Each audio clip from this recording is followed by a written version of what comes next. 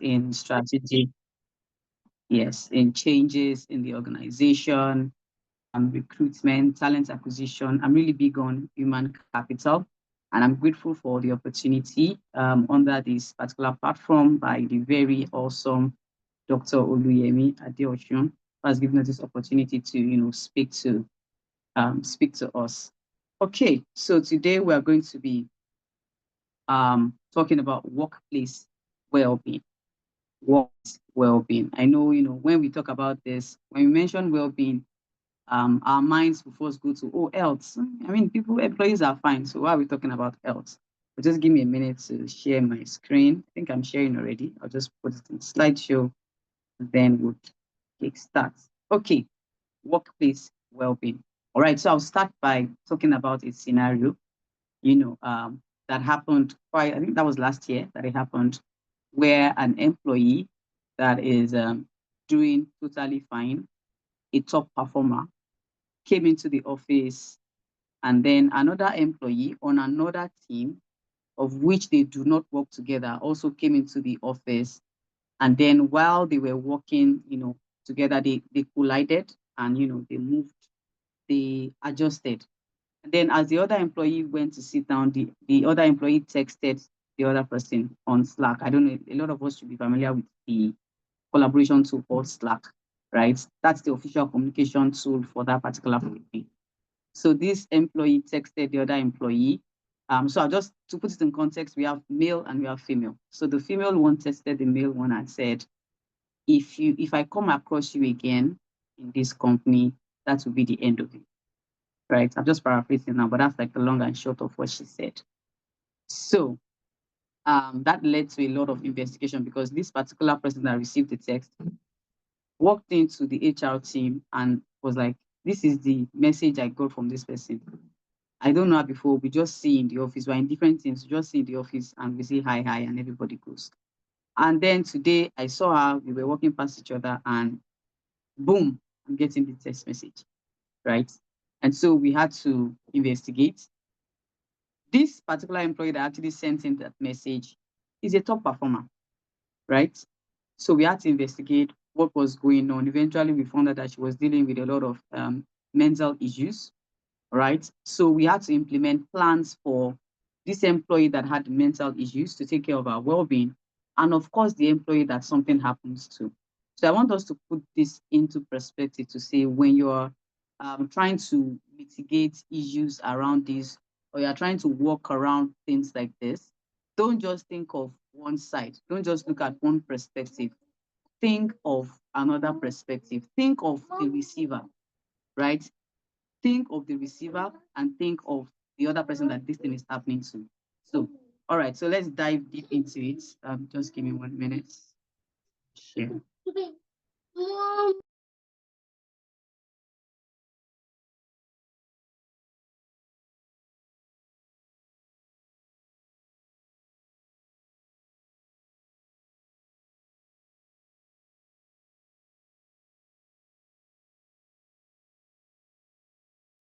Okay, right. So that's just like to set the tone for what we'll be talking about today. If you look at the picture on the screen, you see staying healthy, food, you see mind, you see sports, you see body, health checkups, sleep, stress relief. So when we talk about well-being, let our minds not just go to, oh, this person is fine, he's not visiting the hospital, the person is not, taking some form of drugs, right? So let's talk about what we're going to get out of today's session, which is number one, we want to discover our path to workplace balance. I want us to underline these words here, because I did not put work-life balance, I put workplace balance. This means that all these things that we'll be talking about today are things that are going to be happening in the workplace, are things that are happening in the workplace, and how we are able to, navigate these particular issues, right? So we're also going to be talking about how you are able to build your personalized well-being game plan, right? We're all HR professionals, managers, and leaders on the call today. So it's really important for us to, think of how we want to do like a game plan for workplace well-being in our different organizations. If you don't have any, you need to institute one. If you have one already, is it doing the job that it needs to do, right? So remember, first thing I talked about discovering your path to workplace balance. The next thing is you want to build your own personalized game plan for well-being. And then for you as an employee, remember that you're an employee first before you are the HR, right? You're an employee first before the title of a manager comes into play, right? So you also want to cultivate resilience to face workplace challenges. So the things that we'll be talking about would be, strategies, tips that would help you to maintain that resilience, right, for any challenge you might have in the workplace. All right. So let's do a brief introduction. Like I said, as HR professionals, I think it was on the particular training I was talking about it that we're like the mommies and daddies of the organization, right? So you hold the key to creating a thriving work environment where your employees are not just rock stars, as we call them, hitting all the goals, but that in a place where they feel supported in their overall well-being. So talk of health, talk of mental, talk of financial and all that. They need to feel well-rounded, well-supported in all these areas. So workplace well-being is not just about, oh, we have a gym class or we have a gym downstairs at our company. That's part of it, but that's not all, right? So it's not about we're having marathon, okay, we're doing a challenge and all that. Those are some of the strategies, but it's not just one, it is multi-dimensional, right? It's about building that culture where your employees feel safe. They are going through something, they feel safe to talk to a professional about it, right? You've built that culture in them such that when they are going through things that could impact their personal lives or their work, they they know that they can talk about it. They don't feel shy, they don't feel ashamed to talk about it, they don't feel ashamed to seek for help, right? That is what workplace well-being is, right? It's about also empowering them to be their best selves, both inside the office and of course outside of the office, right? Inside of the office first, because that is where they spend most of their active time. And that is where you get to also encounter them. The other colleagues encounter them, right? So are they safe, in that particular office? Are they safe outside the office? Are they dangerous to people inside the office as well? So, as HR professionals, we hold the key, right, to implementing some of these strategies. Richard Branson says that you take care of your employees and they will take care of your business. Take care of your employees and they would in turn take care of your business. Now, taking care of your business does not just involve taking care of the products, maybe what you offer are products or what you offer are services, right? It involves then taking care of the business, in quote, meaning the people that are even actually running the business, right? So that is your job as the HR. Remember, you are the mommy, you are the daddy of the organization. All right, so part one, we're going to talk about understanding workplace well-being itself. Understanding workplace well-being. What does it entail? What is it not? Right? What are the signs that you would see in a particular culture or in a company that would make you say, this place is not employees are not well in this place. Employees are not safe. This place, they have poor workplace well-being. This organization is lagging behind in this particular area. So we're going to be talking about that. So let's talk about what workplace well-being is not. So we're going to be identifying some things, that you're also able to think back to your organization, maybe previous organizations, it could be your current ones, right? And even maybe you're trying to apply for a job, right? And you've heard things about this kind of symptoms that we'll be talking about here, or what some employees have flagged. Somebody was talking to me today and she was asking to say she needs feedback from, exit interviews, right?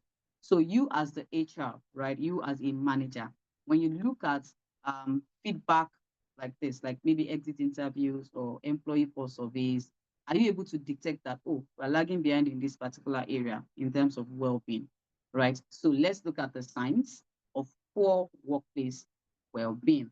The first set of signs, number one, is burnout. A lot of people use this particular word. You say burnout. Oh, I'm burnt out. Oh, burnout, burnout, right? So what is burnout in itself? It's a state of physical, emotional, and mental exhaustion, right? And it is often caused by prolonged stress and overworking. Prolonged stress and overworking. So it can manifest in different symptoms, right? The physical symptoms, will include person has constant fatigue, person has headaches, person has frequent illnesses. So say for instance, you have an employee that has take a sick day off every other week, right? These are some of the signs. So then you know that you need to investigate. Even if you have like the person can take 52 days off, I doubt that there's any company that gives that anyway. So even if you have a very robust sick leave policy, when somebody is taking frequent illness, frequent sick leave days, then you know that there's something wrong. Those are the physical symptoms. Emotional symptoms will include things like increased irritability. Somebody's just irritable, like you're in the office and maybe you're trying to, make a joke, or you're just randomly talking to the person and the person is irritable, right? These are some of the emotional symptoms of burnt out. Now, some of these symptoms um, can show up individually, but when they are in clusters like this, of course, you can sense that there's a pattern and there's a problem, right? So we have increased irritability, we have feelings of unhappiness, right? Even on the part of the employee or on the part of you, because remember, we said that one of the outcomes of this particular session is that you're also able to help yourself build resilience, right? So feelings of hopelessness or a sense of being overwhelmed. So say, for instance, you're talking to an employee or a team member and you've identified some tasks that this team member is supposed to do, and then maybe you just give this person one or two tasks, and the person is feeling very overwhelmed. Oh, I can't do this. I don't know how I can do this. This is a lot. Then you know that is a problem. So we've talked about physical symptoms, emotional symptoms, and there's behavioral changes as well. Somebody who used to be a top performer just suddenly starts withdrawing from responsibilities. You know that is a problem. Reduced productivity as well. Somebody who used to perform well suddenly drops in productivity, right? Or neglect as well, self-care. Somebody that's always prim and proper, and all that, coming to the office, and then all of a sudden you've seen that this person, there's a neglect of self-care, right? So those are the symptoms, right? So when you notice this sign in your organization, then you know that there is poor workplace well-being. All right. Disengagement, that's the second one. This is the silent productivity killer, right? Disengaged employees, they are not excited to do anything. They lack enthusiasm for their work and the organization. They do the barest minimum. Those people that they will just do the minimum they can do to get paid. That is what they do. Those are disengaged employees. And what are the signs? Lack of initiative. They show minimal effort in tasks. They are not ready to contribute. Those people where, when we're in school, when you have groups, and you do assignments together. And people that will be like, anything you say is fine by me, right? People that lack initiative at all. They say, oh, should we divide this amongst ourselves, or should so person do it? Say anything you say is fine. Should we print this front and back or print it in the entire book? They say anything is fine. So these are these kind of people in the workplace. They lack initiative, right? And this is a sign that they are actually disengaged, right? Or they even avoid additional responsibilities. You want to give them something else to do, they shift away. That's lack of initiative, and it's a sign of disengagement. We have emotional detachment. They are indifferent. When we are, it's January now, and the company is trying to say, okay, this is a big picture for 2025. Disengaged employees are emotionally detached. They are indifferent towards the goals. When you say, okay, let's have some activities, they are indifferent, right? They are detached emotionally, even from workplace events. Another symptom for that is negative attitude. They complain, they show resistance to changes and new ideas. You want to implement a new change, they are not even interested, right? Those are these disengaged employees, and that's a sign of poor workplace well-being. Absenteeism, right? This one is a no-brainer. We already understand what this means. Frequent unplanned absences. Oh, I can't make it to the office today. What is the matter? They tell you have something going on. You know, they don't show up. Some companies will even call them no call, no shows, right? So that is like physical withdrawal, and this is a sign of poor workplace well-being. It could be that they are taking frequent sick days, regularly calling in sick without a clear medical reason. You just say, I'm just not feeling well, right? Every other day, I'm just not feeling well. That is absenteeism. And then tardiness. They arrive late or they leave early without explanation. Because the work is supposed to close by 5, they pack their bag by 2, right? When it's not like a hybrid structure where you can go home and work from home, right? So arriving late, leaving early without explanation, longer breaks. Say, for instance, the break is 1 hour. They take like 2.5 hours. They just go off break, extended breaks during work hours. That's a problem. And that's like absenteeism. Um, Decline in work quality. notice that this person, has attention to detail before, and then all of a sudden you're spotting all the mistakes, tiny, tiny mistakes that shouldn't have happened, then you know that this person, you know, is, currently battling with something. That's a decline in work quality. Frequent errors, mistakes in their tasks, missed deadlines or incomplete projects. Sometimes they are even losing focus. Maybe when you're in meetings and all that, their focus is off. They can't even take the appropriate meeting notes. They can't take the appropriate action points to say that, okay, this is what I'm doing next after this call, right? So there's a decline in work quality. All right. We can use an example of a graphic designer, right? Maybe somebody is a detail-oriented graphic designer. Then he starts submitting designs that look horrible. Like there is no attention to detail. They're not even considering what the clients have specified, right? Those are employees that they've shown decline in their work quality. And then we have isolation and withdrawal. This can also, we've talked about emotional detachment, right? Can also link this to that. These are employees that they are retreating from colleagues, right? Anything that would allow them to interfere or relate with an employee, they avoid it. So some of the signs are they avoid meetings, they avoid team discussions, they avoid collaboration, they skip meetings, or they contribute minimally, right? They're on calls, you will not hear their voice unless you call them out to say, do you have anything to say or do you have a question? If you don't expressly call them out, they might not even respond. They might not say anything, they contribute minimally, right? And then lack of participation in social or cultural events as well. That's isolation and withdrawal. So let's talk about the next set of signs. This one is physical signs of stress, right? Like I said, this one is also related to burnout. This person has headaches, stomach issues. They tell you, I have stomach problems every day. Those kind of problems. Then visible signs of fatigue as well. You come into the office and you see your employee, they have dark circles on their eyes, visible that they are really, really tired. That those are like physical signs of stress, and that's like a sign to say that the workplace well-being is not really looked into. And then noticeable weight fluctuations. Somebody that used to be um, maybe slim or slender, and then all of a sudden the person has had a lot of weight, right? If the person has not expressly stated that okay, she's actively trying to do this, then there might be a problem, right? The other one is maybe the person is on the big side and the person just slims drastically, then you know that there's a problem. If the person has not expressly stated that okay, I'm working towards losing weight, all right, so that's a problem on its own. Then we have cynicism or negativity, right? This person has a negative outlook on the work and the workplace. The signs are the person that is frequently complaining about the tasks, about the processes, about the leadership, always complaining.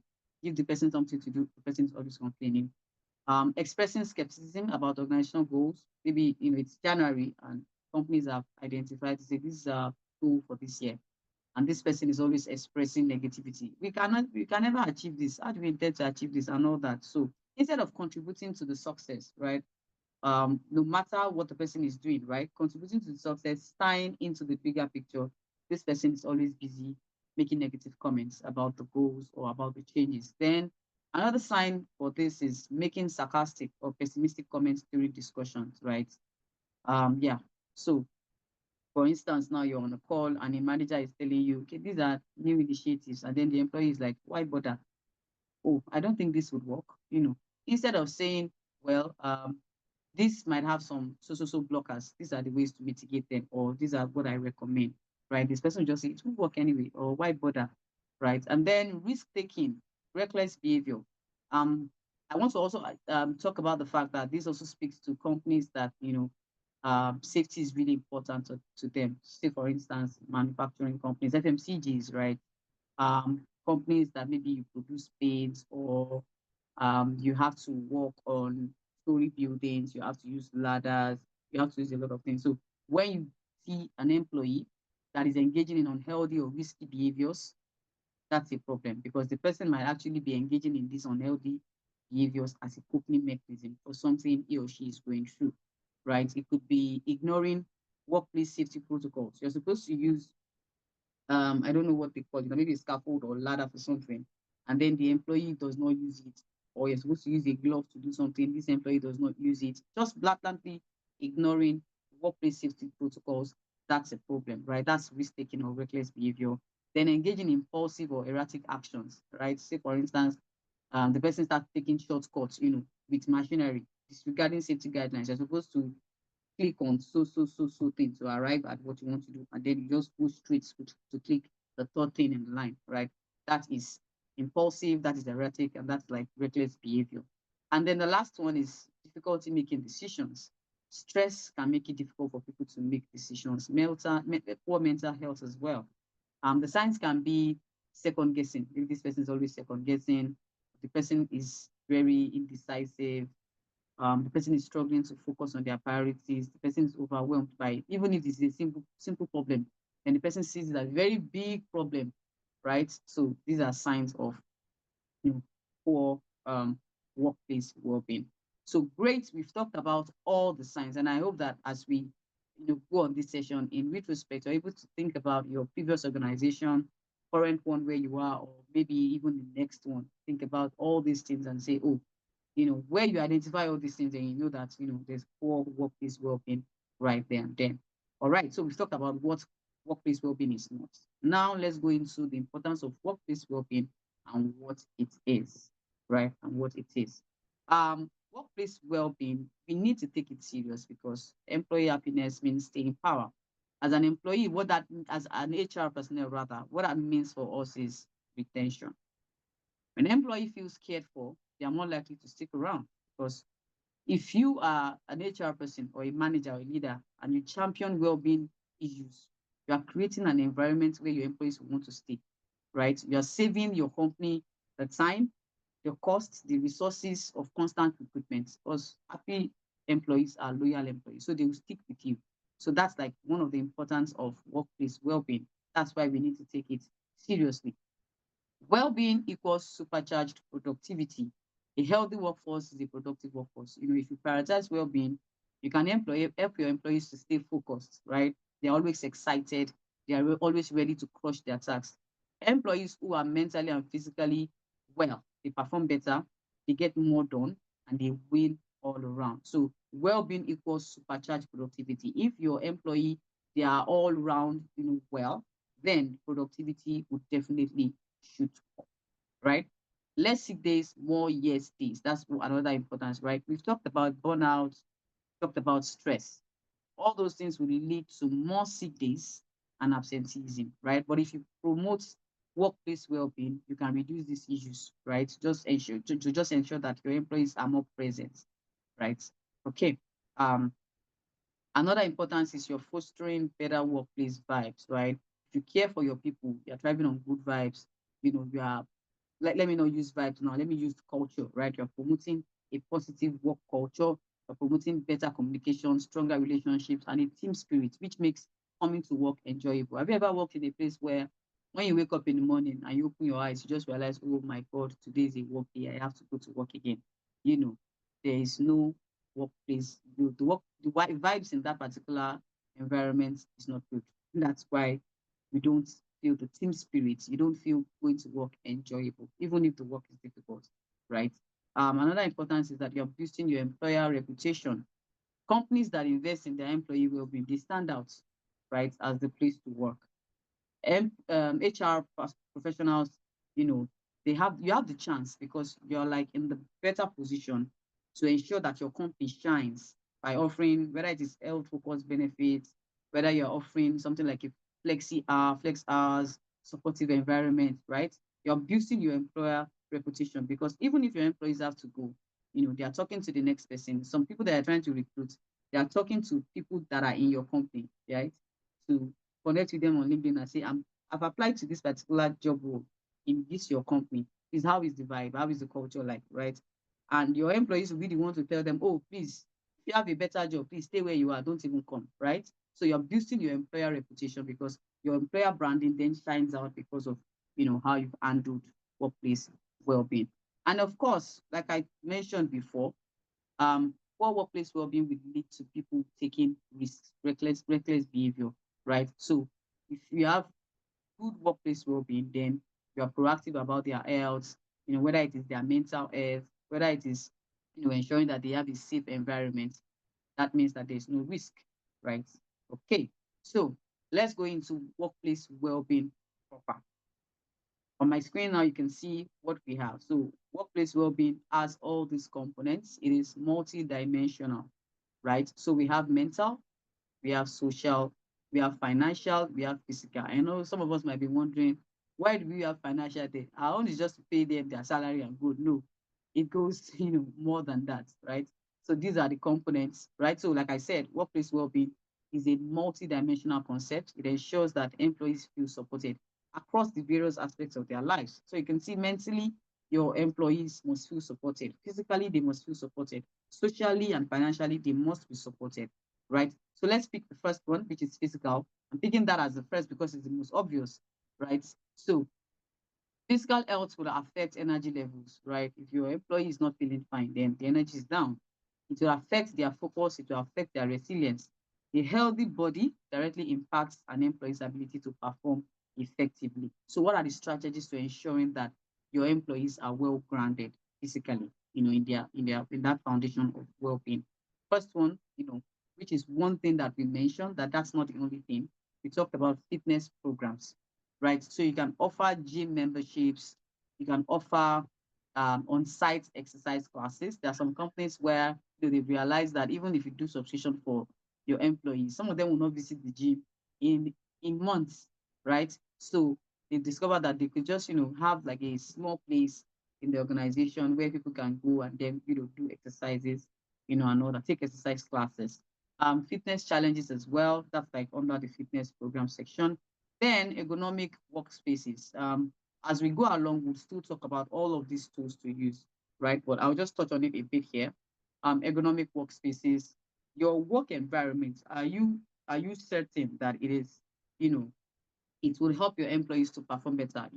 When their chairs, their standing desks, lighting and everything is everything, you know, ergonomic, in that particular workspace. So this is also one very important part of physical health. Then healthy eating as well. Can supply nutritious snacks, encourage healthy meals through workshops, right? You could do workshops for them. Some of the health insurance companies, that we subscribe to, they have health talks, right? So if you've noticed that, oh, some of our employees are not even well, or maybe this is something that they would like to hear about, you could run a poll, find out a health talk that they would like to hear about, run this poll and then contact your health insurance, let them do this thing for you because they have doctors that can actually talk to employees about this. So to be healthy eating, encourage healthy meals, you can do workshops.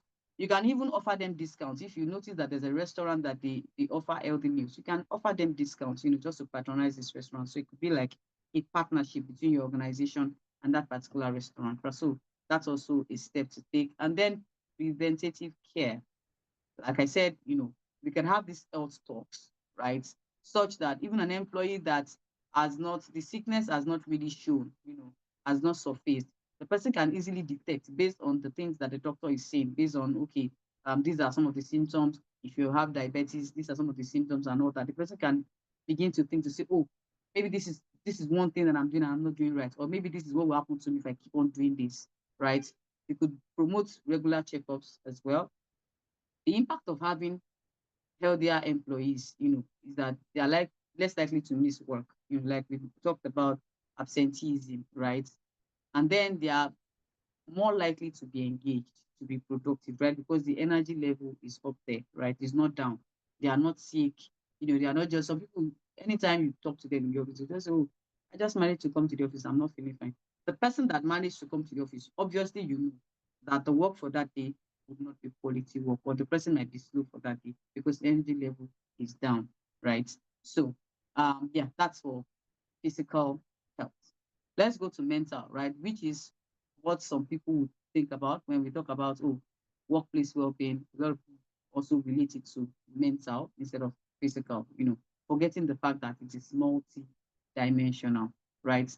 In this particular climb and in these times, right? So I'm just going to use that in our climb and in our times. There's rising level of workplace stress. There's anxiety. So mental health support, it can never be underestimated. It is crucial. So if you don't address it, it will lead to burnout. It will lead to absenteeism, right? So what are some of the strategies that you can use to address this? Counseling services, right? We're also going to talk about one particular institution that does this. Not the name of the institution per se, but the services. That's employee assistance programs, right? So if people are going through some things, right, you need to offer them confidential therapy, or if you don't want to handle it in-house, maybe because you don't have the experts to handle this, you can refer them to the employee assistance programs. Um, the scenario that I opened with about the lady, we had to refer her to the employee assistance program, and they were able to help her out. She had to take some time off, go through therapy, professional therapy, right? And then she was back at work and she's fine. And the recipient, like I said, let's not just neglect the recipient and be like, okay, let's just focus on the person that, has the issue. There's an impact on the colleagues, right, on the other employees, right? So we didn't neglect the other person as well. We referred that person to the EAP as well, and it was helped, right? So that's one strategy, counseling services. Another one is stress management, right? And promote workshops on coping strategies, right? In this time, there is need for resilience. Like people are going through a lot, from family pressure to work pressure, right? All these things, right? We are just thinking about, oh, the work, work, work, work. But all the other pressures are much even more than the work. There's the family, there's the religious life of the person, there's the financial life of the person. All these things contribute to stress, right? And if you don't help them manage it well, if you don't at least offer them something that can help them manage it well, then it could be a problem that will eventually translate into the office, right? And then another thing to help them with a strategy is education. Train your managers, right?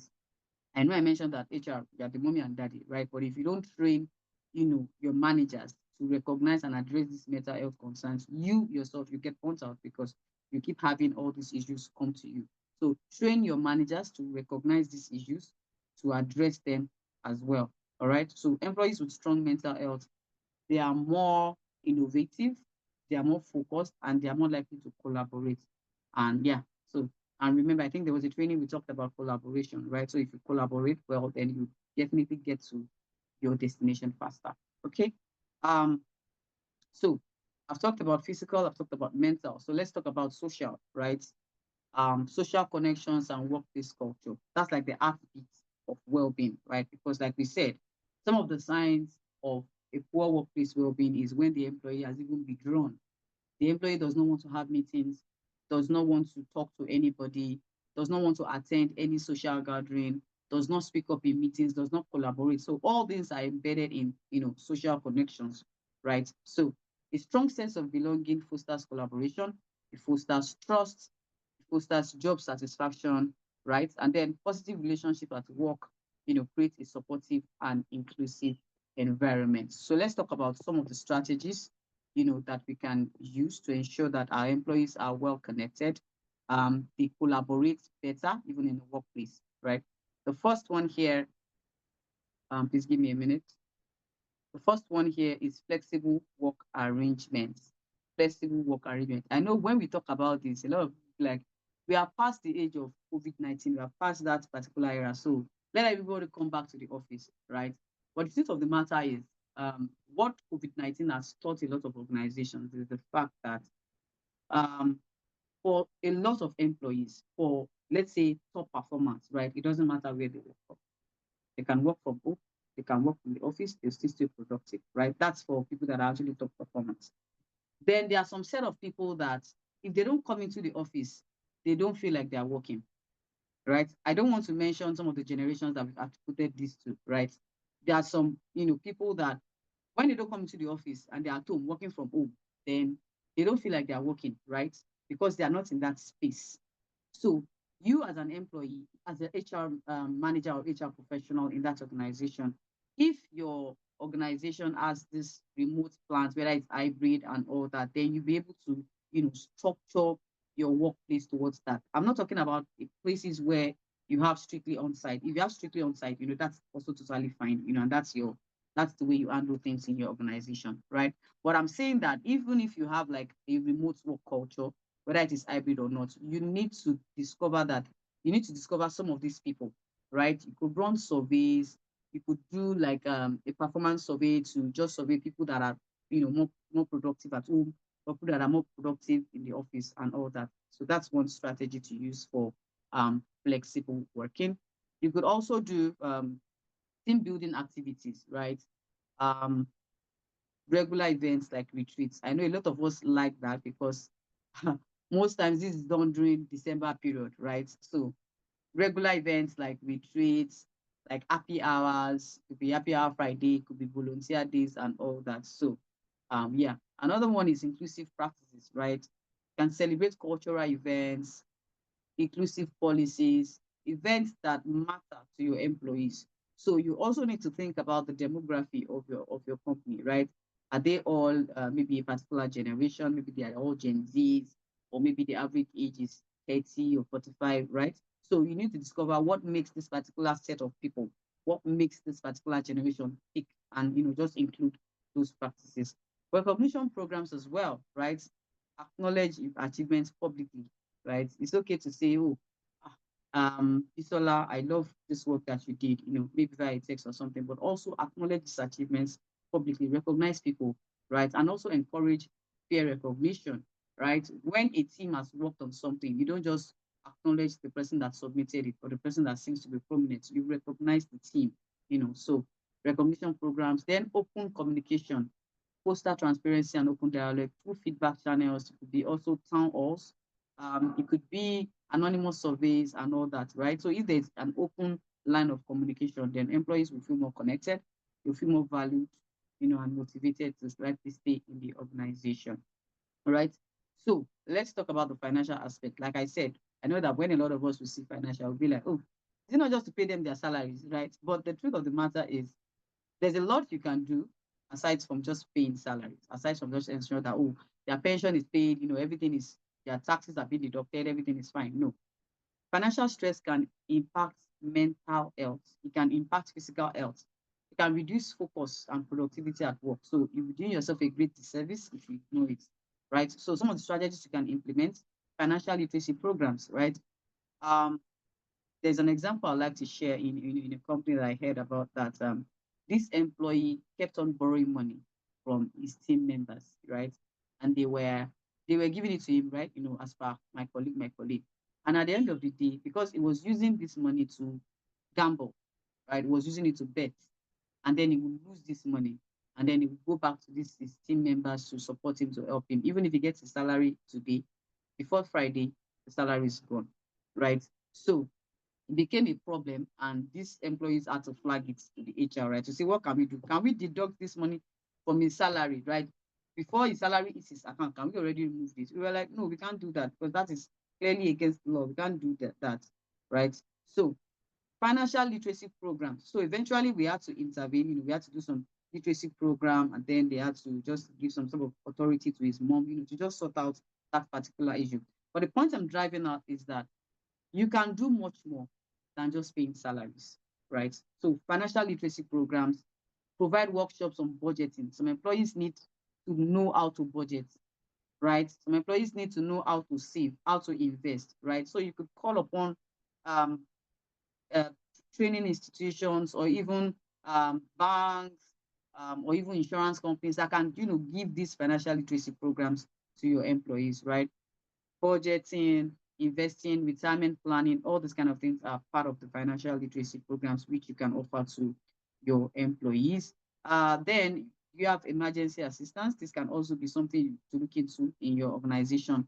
You can create funds or programs to support employees in financial crisis, right? I know some companies would do this cooperative and all that. But if you don't want to go through that route, you can sort of like do like a fund pooling, just to assist employees when they have emergencies, right?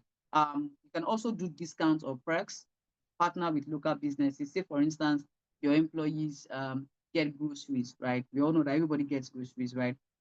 You could partner with some, there are some new organizations now that they do this bulk grocery buying, right? You could partner with some of them, give your employees discounts, say if you buy from this particular place, you get discounts and all that, just to support your employees. So employees with financial security are more focused, they are less stressed, and they are better able to contribute at work. So I hope I've been able to talk about the components, right, of workplace well-being. We've talked about mental, physical, social, and financial.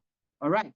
So let's go into the tools. Let's go into the tools for workplace well-being, right?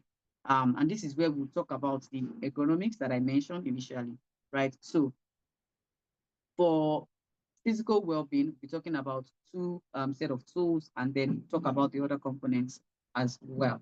So physical health, right? Physical health, we have ergonomics, like I mentioned. Um, so let's dive deep into what ergonomics means. So it's about designing your workplace to ensure that it's comfortable, right? Say for instance, and it does not have to be the workplace. If my home is my workstation, then I need to put economics in mind when I'm designing. Say for instance, now I'm sitting on this chair, right?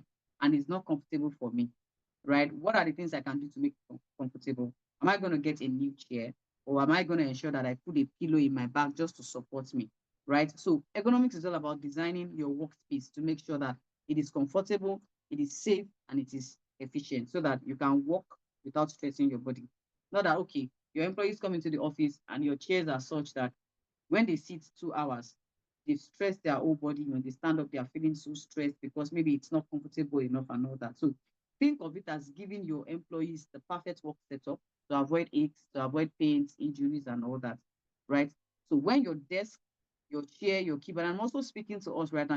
One of the outcomes, like I mentioned, is that you yourself, you're also able to build resilience. You're also able to reflect into your workplace well-being as well. So when your desk, your chair, your keyboard, and even your computer screen, when they are set up right, you're not only more comfortable, you're also able to work smarter and more efficiently. So say for instance now, my laptop, I'm using my laptop to work now, and maybe I have to bend a little before I can use it, or I have to, stand up to use it and all that. So think about designing that particular workspace or your workstation to ensure that it is comfortable for you.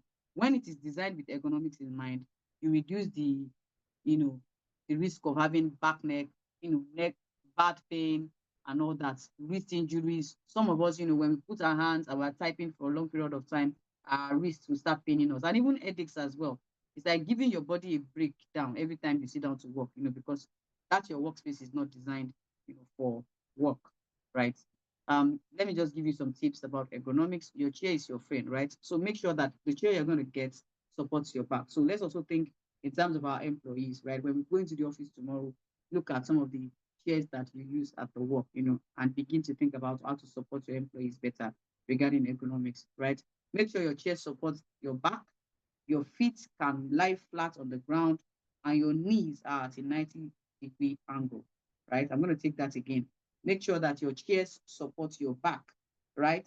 So that there's no space between the back and that chair, and then people have to hunch over, right? Make sure your chair supports your back, your feet flat on the ground, your knees at a 90-degree angle, yeah, because the right chair can prevent lower back pain and improve your posture as well. Then screen level equals comfort level. Your computer screen should be set at eye level so that you're not looking down like this, right? Before you can do your work, and then straining your leg, right?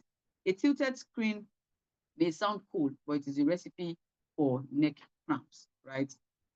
Ensure that your screen level, your computer level is at eye level so that you're not hunching your back or you're not straining your neck. Then keyboard and mouse at your fingertips, your keyboard must be close enough so that you don't have to keep stretching and stretching. So your arms should be at a comfortable natural angle. No reaching or stretching required, right? And then finally, take breaks, right? Even with the best ergonomic setup, even if you have the best chair in the world, it is important to get up, stretch and move around every so often so that you're keeping your body happy.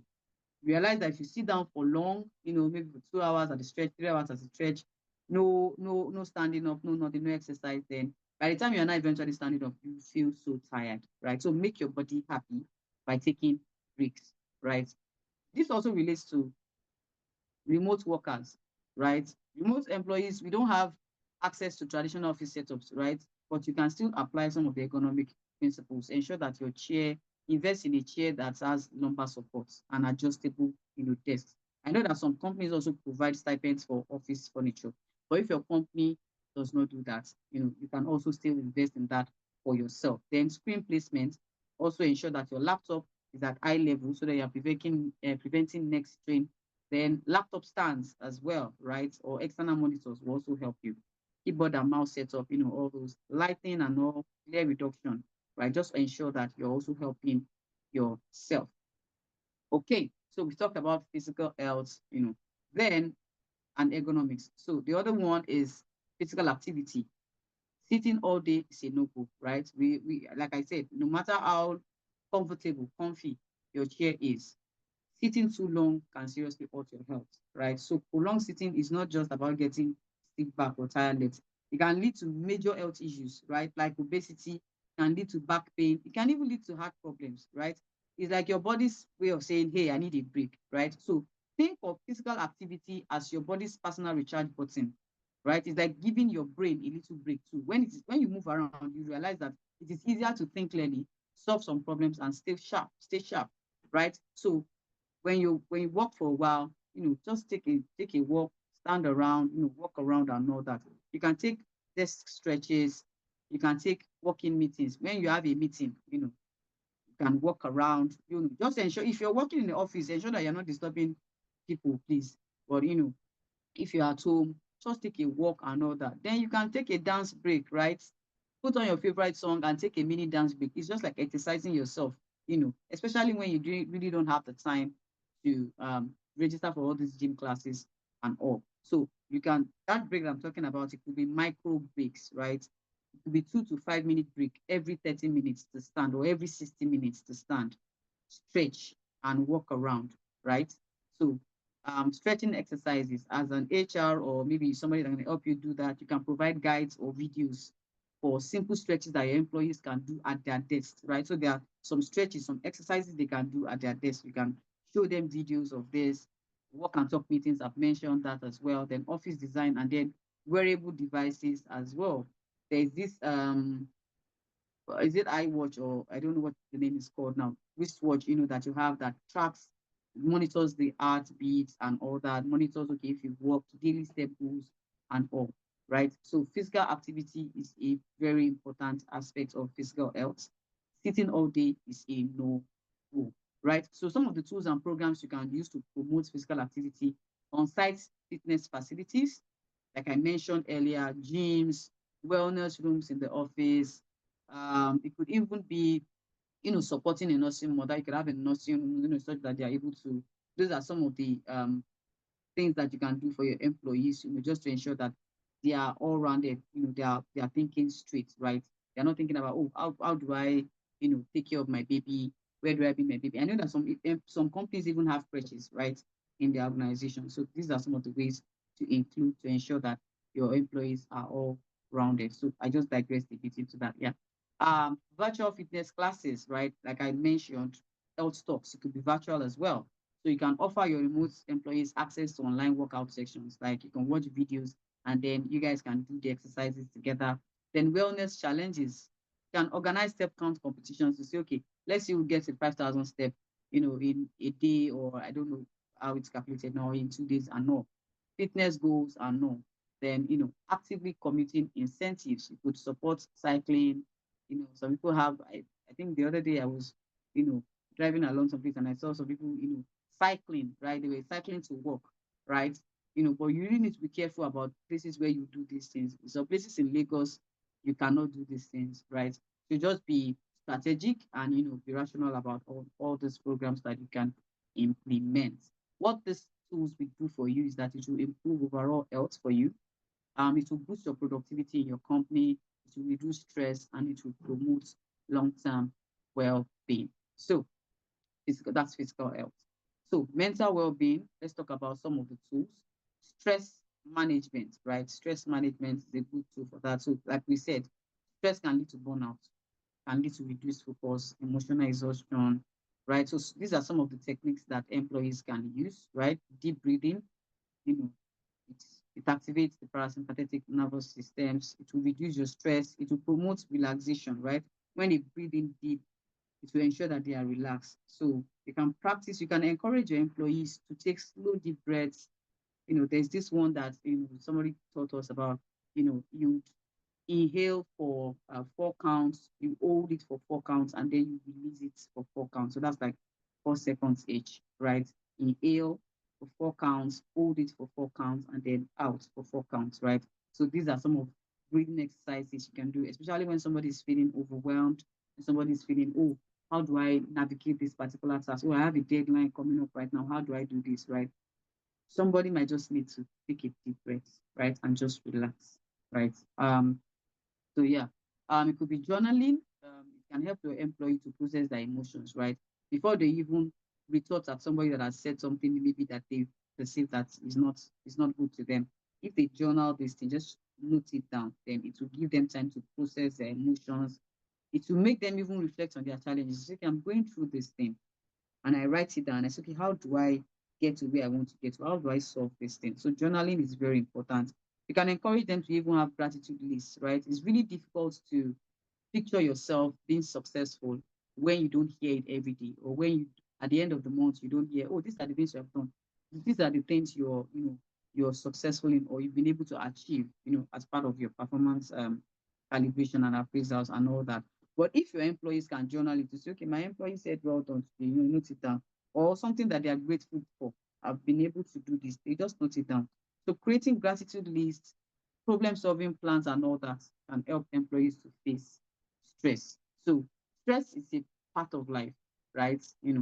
But when it piles up too high, it can lead to burnout. It can make it harder to focus and all that. So these are some of the techniques that can help you slay that particular monster.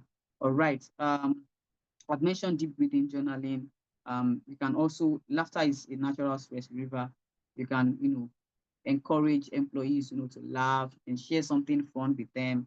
A lot of us have these WhatsApp groups or Slack channels, that you can just pop in something. It could be general channels, just pop in something to make them laugh, one way or the other, just relieve stress. Okay. Um, then I've talked about the power of taking breaks. Breaks are like the MVP of your workday. So let's use the techniques that I've spoken about taking breaks. Okay, so those are the tools for physical health and mental well-being. So let's talk about social well-being, right? Social well-being, some of the tools you can use. Positive relationships. Positive relationships. So positive relationships at work are like the foundation to a healthy work culture. Because, say, for instance, I don't have a healthy relationship with my team member, then how am I supposed to collaborate with them, right? But when they feel connected, when your team members feel connected, then they are more engaged, they are more collaborative and motivated, right? So, what are the strategies to use for this? Encourage teamwork, right? You've noticed that this person and this person, maybe they've not had a lot of time to collaborate, or maybe this person is good in this particular aspect and the other person is not. There is a need to ensure that they have teamwork, give them tasks that they can do together to strengthen their connections, right? You can use team building activities like maybe you're working on a brainstorming session, problem solving sessions and all that. Yeah, that's one strategy. And then celebrate milestones and achievements, right? Work anniversaries, birthdays, promotions, project completions. Celebrations can even be, it could just be designing a small card, right? On their birthdays, on their work anniversaries, that can go a long way in giving that particular employee, giving your employees the sense that, oh, I'm recognized, right? So it makes them feel valued and recognized. So it could be team launches. It could be, I remember, I think there was a year, I think that was last 2 years, where I had a manager that remembered my birthday and sent me an Amazon gift card, right? It was not as if people didn't wish me happy birthday, or I didn't have people wish me. But the fact that she did that gesture, it was a small amount, but I was really appreciative that she remembered, right? So all these small gestures, remembering people's birthday, you could even do it in advance. It's okay, let's even look at the list of birthdays of our employees. Design a small card, share with them. They'll feel valued and recognized, right? Social events and gatherings as well. You can organize happy hours, team launches, virtual hangouts for remote teams, right? Virtual hangouts will work for them just to foster social interaction outside of that professional context. And please, when you have these particular sessions, ensure that you're not really talking about work, work, work, work, right? So create a sense of community. There's this particular app on Slack that you can use. There's this random coffee. It's called random coffee. I'm sure there are a lot of other variations that you can use. It will just randomly pair employees, for them to have informal conversations. So it will randomly pair the employees. It will notify the two of them, and then both of them can, go ahead to just have discussions, outside of work. It could be outside of work. It could be, online and all that. So let's utilize this. Then, final one that I want to talk about under social is mentorship programs, very important. You could develop body systems. Um, so for onboarding, you can start from onboarding such that when you've onboarded an employee, you can pair that particular employee with an OG, right? When I talk about OG, it could be someone that has spent a year and above in the company, right? So that person can be the same team in another team. Now, the job of this body is to ensure that they help newer colleagues, not only with their task, right? Because they might not be in the same team, but to integrate them into the workplace culture, right? So that's how mentorship program can work. Then you can also have mentors that can act as guides. Maybe they're offering support in professional and social context. They are just ensuring that employees feel welcome and valued. Then finally, on social well-being, you need conflicts quick, right? You need to ensure that your conflict resolution is, is at par, right? Workplace conflicts are inevitable. Does not matter how strong you are, how strategic the HR department is, or how strong the manager is, they are inevitable. But how they are handled can either strengthen or damage relationships. So you need to manage them constructively, right? So you could do conflict resolution trainings for your employees. You could do it for your managers as well. Equip them with the necessary tools like active listening, right? Using different perspectives, and all that, just to ensure that when conflicts do arise, they are able to trash it immediately.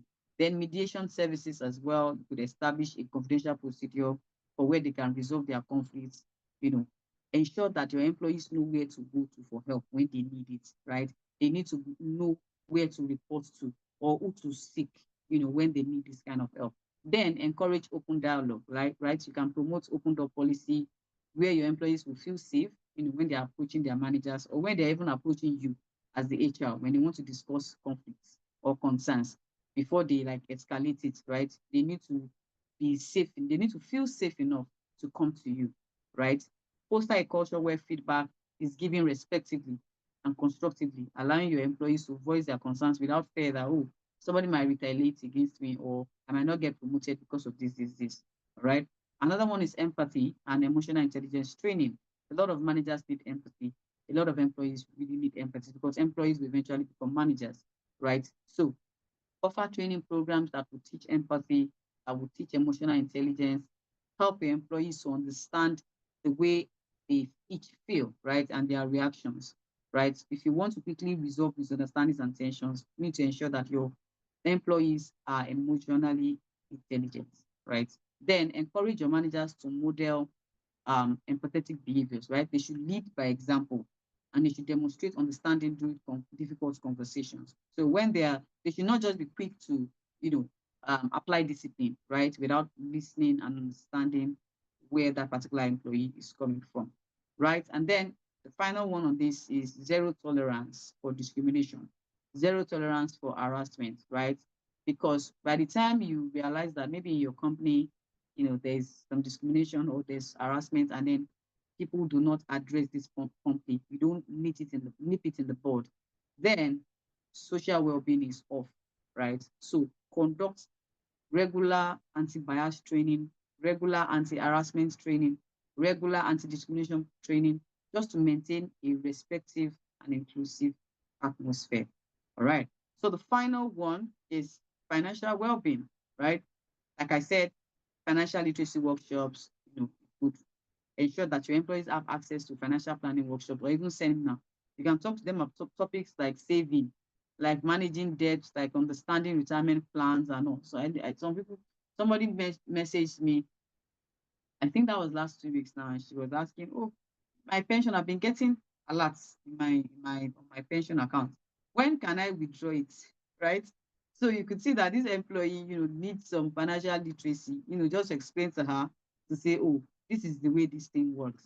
Right. So you can offer this session. It could be in different formats, right? It can be in person, it can be webinars, it can be e-learning, just to ensure that every employee can access it, right? Then personal finance resources, you can provide this to employees as well. You can point them to how to calculate their tax. Somebody was mentioning to me that, oh, they don't feel like their tax is accurate, their tax, right, rather, is accurately calculated. They feel like, oh, I think the government is getting more than, the percentage, right?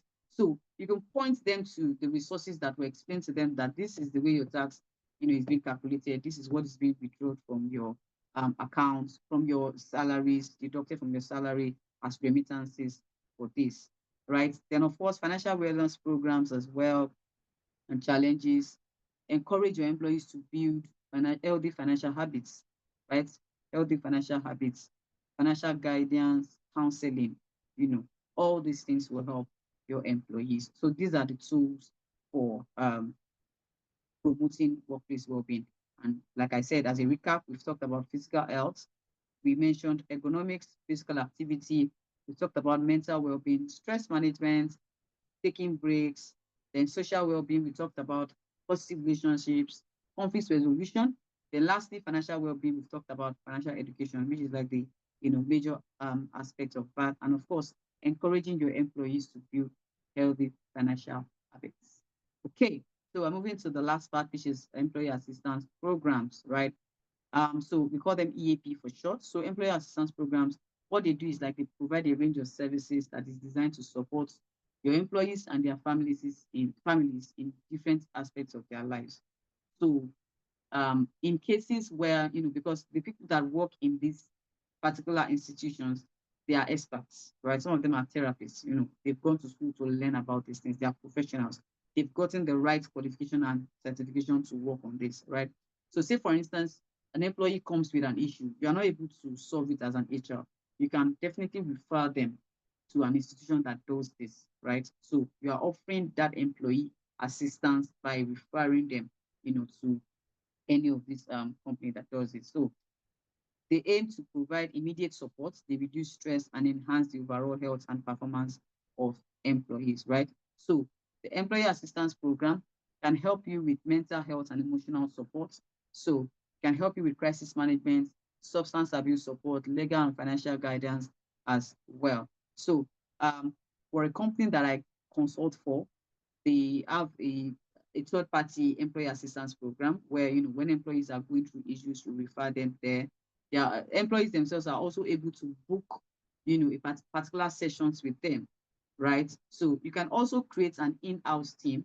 This in-house team can be the one interfacing with this particular company, right? You can call that in-house team maybe the well-being team and all. So they are the ones interfacing with the employee assistance company, right? When your employees need help, when somebody's getting terminated, they could need somebody to talk to. Even when somebody is getting promoted, they could need somebody to talk to. When somebody is going through a loss, they need somebody to talk to. When there's crisis in the company, or maybe or maybe there's a transition, there's a change, right? And people need support. You can always refer them to employee assistance if you feel like you don't have the resources in house, right? So ensure that you break the stigma, right? There's this stigma around, oh, if I speak with the mental health team or with the well-being team, it means that I'm not fine upstairs. No. So ensure that you're encouraging your employees to normalize conversations around mental health. Then the employee assistance program, one thing it also does is that it offers confidentiality and privacy. There are some things that your employees will feel like they don't want anybody to know, right? But if you refer them to this kind of company, then they can offer them confidentiality and privacy, then also offer a supportive environment. So, however, I would also like to mention that leadership support is crucial, right? If your leaders publicly endorse that particular program or publicly endorse that particular drive to say you want to have a well-being team, people that can take care of your team in terms of if they need somebody to talk to, right? It will reduce feelings of shame or embarrassment when an employee wants to talk to them because they know that, okay, even our leaders have endorsed this, right? So why not use it, right? Managers will also be trained to identify if there are signs of stress, in their employees, in their team members, their subordinates and all that. They can always refer them to seek help, right? So that's like breaking the stigma. Okay, so in conclusion, I have some tips here.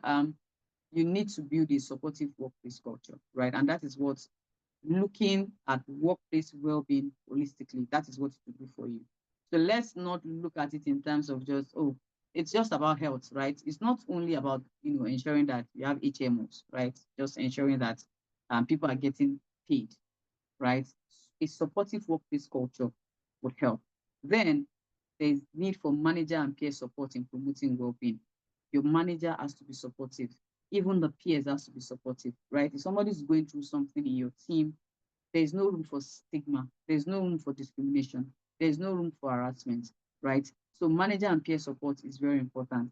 Then, like I said, inclusive practices to accommodate diverse well-being needs. What the Gen Z will need is different from what the baby boomer generation, what they need, right? What the demographic to say men need is different from what women would need, right? So even think of days like the International Men's Day, the International Women's Day, right? I know a couple of people that spoke up, at the company to say, oh, when it's the International Women's Day, everybody is all up, celebrating the women and all that. But when it comes to the men, everywhere is silent, right? And somebody said, oh, why not celebrate yourself, right? Even if, nobody's celebrating you. But it goes beyond that. As the HR, as leaders, as managers, we are like the drivers of this kind of culture.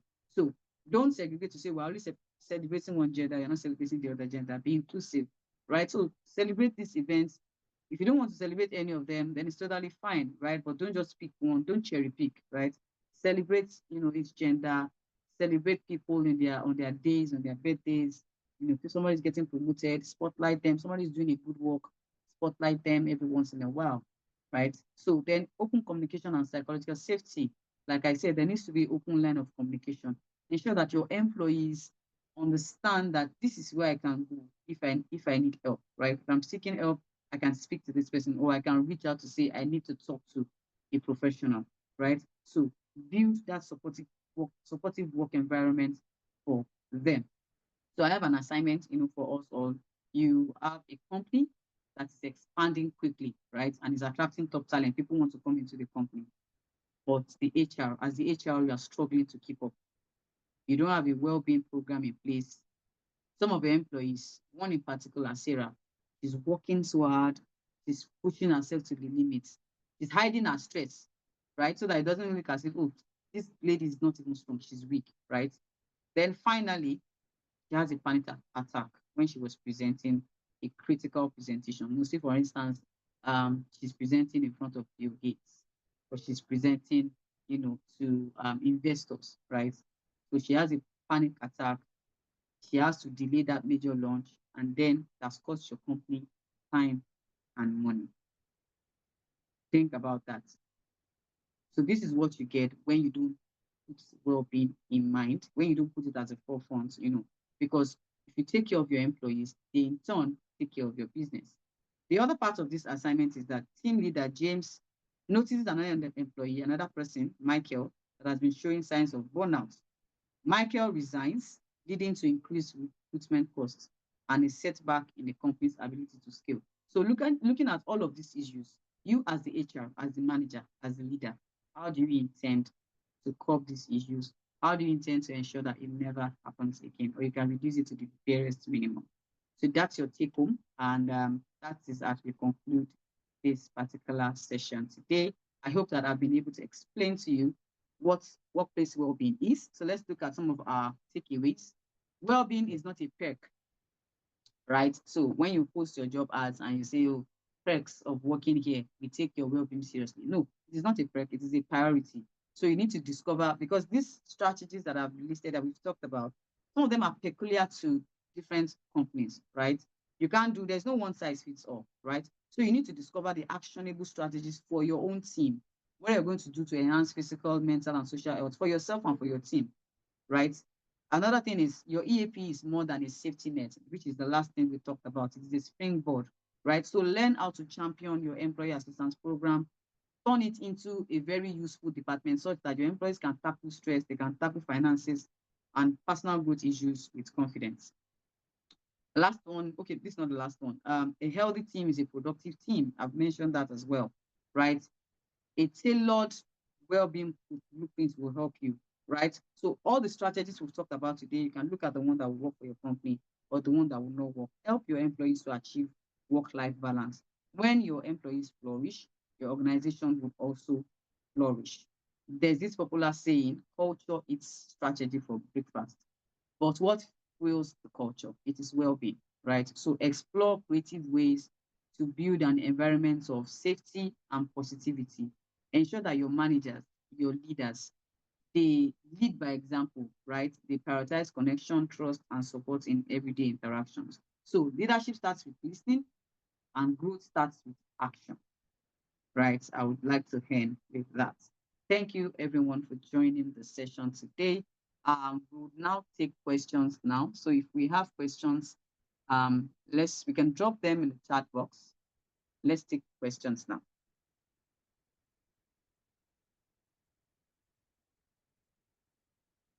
Thank you very much, Osamui. Thank you. Thank you so much. Do we have questions? Okay.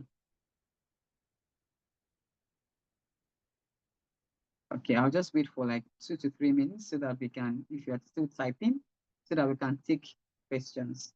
So questions, please. Questions, please. Thank you very much. All right. So I'll take it that we don't have questions. Okay. Okay. Okay. Or somebody wants to ask about the managers. Okay, please go ahead. Please go ahead.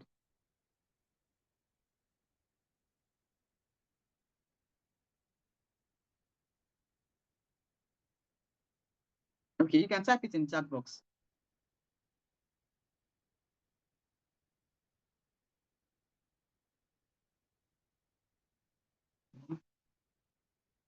Who takes care of them and ensure that they have well-being? Thank you very much for that question. We've talked a lot about, as a manager, you have to do this. Even the HR, who takes care of the HR, right? So as the HR, you are in charge of your own well-being. For the managers, yes, leadership, right? Leadership, manages, the well-being, right? And of course, the manager, you're responsible for yourself. The HR also takes care of the manager, right? So you as the manager, you take care of your employees. HR, take care of yourself and the managers. Leaders, take care of your HR, your managers, and your employees, right? So if you have a good well-being structure, well-being plan, well-being program in your company, and you utilize it, you help yourself as well. So that's why I said one of the outcomes of this particular course is that you're also able to develop resilience, right? You're also able to help yourself. So it's not just about your subordinates, right? Everything we've talked about today, if you implement this, into your own lifestyle, into, the way you work as well, you're helping yourself too. But of course, I get that concern to say, okay, we've talked about people managing subordinates. Who helps the manager? So manager, HR, help yourself as well. Okay. Thank you. Thank you, Samuel, for that question. Thank you. Uh, Esther is saying, how can I maintain a balanced culture with an employee who is a mother of a young child and so always leaves work earlier, which is making other employees follow suit? Okay. So for this employee, I would like to assume that our child is a toddler, you know, and maybe she needs to take him or her to the daycare and needs to pick him or her up. So this can be done like a case by case basis, right? You don't need to do like a blanket approach, right? So you need to talk to this employee. What is the current situation? Is it that the child is in a daycare? Can she look for a daycare around the office, right? Such that when she's closing at the right time, she can then pick, this child up. Or, because I also know that for some employees, yes, I will answer your question, Chubumi. For some employees, when they resume after maternity leave, they are still given the opportunity to close earlier than normal. So this does not give the other employees the right to follow suit, right? So you need to address this with her first and then address the rest of the employees to say, this is this person's particular situation. That is why she's doing this, right? That is why she's giving this, maybe sort of hours to leave, pending the time she's able to get a daycare that is close to the company, right, for her to, do the school runs. Because I totally understand, being a mother to a young child and of course cooking and all that. So you need to have this discussion with her first. Then you need to call the employees and let them know that this is decision on ground. This is not right. Like we mentioned, earlier, to say if you're leaving work earlier than the required time, then that is also absenteeism. So you might also need to think about if you want to wrap a policy around this to say, this is the start time, this is the close time. So person has gotten an exempt or an approval to close for this so time, so that people are not like, oh, this person can close at this time and I cannot close at that time, right? So address it first with the individual, address the teammates, and then let it be an institutionalized policy, right? I hope I've been able to respond to you, Esther. Thank you. Shubomi, do you think workplace well-being is prioritized in Nigeria companies? Yes, that's it's the reason why we are taking this course, right? That's the reason why you are the HR, right? To prioritize it. So I want you to think of yourself as the new generation that is going to do things right. I have worked in a couple of Nigerian companies, I think two now, that prioritizes workplace well-being. In fact, one of them has the EAP program outsourced to a third-party vendor, such that when employees are going through issues, they are referred to this, and when anything is happening, this employee is going through loss. Okay, this employee needs compassionate leave. This employee just gave birth. This employee is talking about the salary advance, he needs help. We just refer these employees to them. And even up to the point of the employee exiting, employees still have access to EAP programs up to 6 months after they have been, after they resigned or so, right? So some companies do this while others have neglected it. And this is why you see, a lot of people have made the dichotomy between, oh, this is a Nigerian company or this is a company that is aspiring to be a multinational, right? And we started having divisions in culture, right? So if you as a company, or see yourself now as the owner of a company, if you want your company to be able to stand out and say this is the global standard, then you need to start implementing this. You might not have the necessary resources to implement everything at once, but you can start from small. You could start from having a fitness challenge, right? You could start from getting one particular, maybe you've noticed that your employees, a lot of them have issues that they cannot tell you, and it's bugging them. You can start from getting one therapist for them, or outsource it to a company. You can pay minimal amount to ensure that they have the resources to see this particular therapist, right? So you cannot start at once and say you're going to cover all the bases. No, just start little by little. You've seen that your employees are asking for loans every day, and you notice that you cannot afford that. Ensure that you do something like financial literacy, program for them, right? Just to help them. Are we going to have a copy of the slides, please? Okay, I will allow Dr. Oluyemi to get back to us on that. He would get back to us on that, don't worry. And then we'll also have this particular session uploaded on Zoom. Thank you so much. Thank you, Shubumi. Do we have any other questions? Okay. Thank you, everyone. Thank you. It's been a great time. And thank you for the questions as well. It's also okay on YouTube. Yes, you're going to have it. Okay. Oshami has responded. We're going to have it on YouTube. Yeah. Thank you. All right. Thank you, everyone. It's been a great time. Thank you very much for connecting and engaging. Thank you so much. We'll be seeing you some other time. All right. Let me just stop recording now. Thank you, Kendi. I think somebody's unmuted.